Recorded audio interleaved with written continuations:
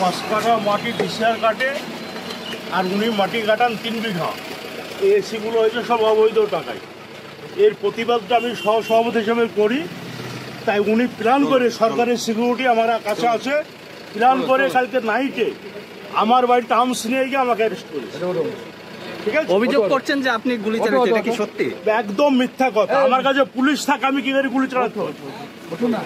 ওনার এই এসি গুলো তদন্ত করেন, এই এসি গুলো এইগুলো মারবেন না, ঠিক আছে? এইগুলো প্ল্যান করে আমার শ্রদ্ধেয় দাদা মারা গিয়েছে, প্ল্যান করে এটা করেছে। ঠিক আছে, বললাম তো অভিযোগ ইলিয়াস হাজিরনগর মৌজাতে 5 কাঠা ডিসিআর বিরানো সাহেব কাটলো, উনি 2 বিঘা 3 বিঘার মাটি কাটলো। এটা আমি প্রতিবাদ করি। উনি মাটি মাফিয়া দেখে নিয়ে ওখানে রাজ চালাচ্ছেন, 1 আর 2 নম্বর থানাতে এসি দিয়েছি, সব মাটি মাফিয়া দিয়েছে। এটা আমি প্রতিবাদ করি। আমার ওই দুবারকার প্রধান, আমি আজকে সহকারী সভাপতি, এই জন্য কালকে আমাকে পাঠিয়েছি। আপনি তো কালকে বাড়িতে ছিলেন? হ্যাঁ, আমি আমার হাজবেন্ড বাড়িতে আছি, দুজনই আছি। আর তো আজকে 4 মাস দেখি ব্যাঙ্গালোর থেকে চিকিৎসা করে আসার পরে দেখি 4 মাস কন্টিনিউ কোনো নেশা টেশা কিচ্ছু করে না, সব কিছু মানে কন্ট্রোলে আছে, কোনো জিনিসই মানে খায় না, কিছু না।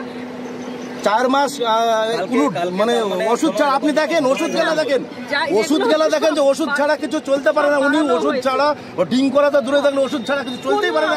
বাড়িতে কোনো ঝামেলা নেই। তাহলে পুলিশ কি বলে তুলে দিল? উনিকে রাজনীতি লেভেলে ফাঁসানি হচ্ছে, মানে প্রশাসন ওই লোককে ফাঁসানি একটাই কারণ হচ্ছে যে উনি কাউরি কথা মতো চলে না, রাজনীতি ছাড়া কিছু চিনে না। উনি 4 মাস ধরে মানে ওষুধ খাচ্ছে, ওর কোনো ঢিংপিং না। সরকারি পুলিশের যদি থাকা অবধি কোনো সরকারি লোক থাকাকালীন কি গুলি করতে পারে? আপনাদের কি মনে হয়? বাড়িতে সরকারি লোক থাকে, পুলিশ থাকে। এরকম পুলিশ জানাচ্ছে যে আপনি যিনি নিরাপত্তা রক্ষী ছিলেন তাকে ছড়ে যেতে বলেছেন, কোনো কি ঘটনা ঘটে? না না, তেমন কিছুই হয়নি, কিচ্ছু হয়নি। গতকাল তার দেহরক্ষীকে গুলি করেছে, আর সেই জন্য পুলিশ তাকে গ্রেপ্তার করছে। কিন্তু এই সাজিজুল হক বর্তমানে করিমপুর 2 নম্বর পঞ্চায়েত সমিতির সহসভাপতির দায়িত্বে আছে। কিন্তু আমরা জানি এই সাজিজুল হক একজন মাওবাদী নেতা ছিল, এবং তার নামে 17টা মার্ডার কেসের সে মামলা চলছে। 17টা মার্ডার কেসের আসামি। শুধু তাই নয়, গত 6 মাস আগে এই সাজিজুল হক অর্থাৎ ওরফে মিঠু 6 মাস আগে তার দেহরক্ষককে গুলি করছিল। তখনকার প্রশাসন তখন ধামাচাপা দিয়ে সেটাকে মিটিয়েছে। কিন্তু একই ঘটনা কালকে ঘটেছে, তার দেহরক্ষককে গুলি করছে। অর্থাৎ এইরকম নক্ষত্রজনক ঘটনা এই মিঠু শেখ বারবার করে আসছে। তাই আমরা চাচ্ছি এই তৃণমূলের এই তোলাবাজ, এই তৃণমূলের এই গুন্ডা যে ঘটনা ঘটিয়েছে সেটা হচ্ছে পুলিশের প্রশাসনকে আঘাত করেছে। তাই পশ্চিমবঙ্গের মাননীয় মুখ্যমন্ত্রীকে বলবো যে আপনি পশ্চিমবঙ্গের মুখ্যমন্ত্রী, পুলিশ মন্ত্রী, তাই আপনার পুলিশকে যে খুন করেছে সে আপনার দলের যত বড় নেতা হোক, তাকে অবিলম্বে গ্রেপ্তার করুন।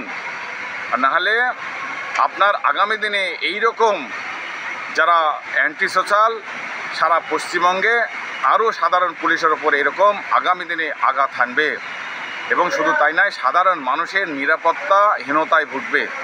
তাই আমার মনে হয় অবিলম্বে এই সাজিদুল হকের যারা দৃষ্টান্তমূলক শাস্তি হয়, এবং পঞ্চায়েত সমিতি করিমপুর 2 নম্বর পঞ্চায়েত সমিতির সহসভাপতি পদ থেকে তাকে খারিজ করা হয়। তারই আমরা ভারতীয় জনতা পার্টির পক্ষ থেকে এটাই আমাদের দাবি। এটা অদ্ভুত ব্যাপার, কারণ পুলিশ নির্দিষ্ট কমপ্লেনের ভিত্তিতে হয়তো কাউকে অ্যারেস্ট করেছেন, এবং তার সত্যতাটা আদালতের প্রমাণ হবে। এ বিষয়ে আমাদের কোনো মতবাদ নেই। তদন্ত করে দেখা যায় যদি তিনি অভিযুক্ত, তাহলে অভিযোগ আইনের পথে চলবে। এখানে তো আমাদের কিছু বলার কিছু নেই। নির্দিষ্ট অভিযোগের ভিত্তিতে যদি পুলিশ অ্যারেস্ট করে থাকে। বিজেপি বলছে এটা তৃণমূলের কালচার। এটা কালচার ওসব বলে লাভ নেই। কাকে কোন পরিস্থিতিতে কী পরিবেশে তিনি অ্যারেস্ট হয়েছেন সেটা আদালত বলবে, এবং আদালতের এটা বিচারাধীন বিষয়। দল কি মিঠুর পাশে দাঁড়াচ্ছে? দেখুন, এই মুহূর্তে কিছু বলা যাবে না, এখন তদন্ত চলছে। মানে দলও ওর উপরে নিশ্চয়ই পর্যালোচনা করবে। সাজিজুল হক, বয়স 43, ওরফে মিঠু। তিনি হচ্ছে ফাজিলনগরে বাড়ি। উনি সহসভাপতি পঞ্চায়েত সমিতি করিমপুর 2 ব্লকের। ওনার একজন সিকিউরিটি আছে যার নাম হচ্ছে জাহাঙ্গীর আলম, উনি আমাদের পুলিশের কনস্টেবল। সেই সাজিজুল হক ওরফে মিঠু মদ্যপ অবস্থায় আমাদের কনস্টেবল জাহাঙ্গীর আলমের উপরে আক্রমণ করেন, একটি গুলি ফায়ার করেন। ভাগ্যবশত জাহাঙ্গীর আলমের কোনো ক্ষতি বা ইনজুরি হয়নি, উনি বেঁচে গেছেন।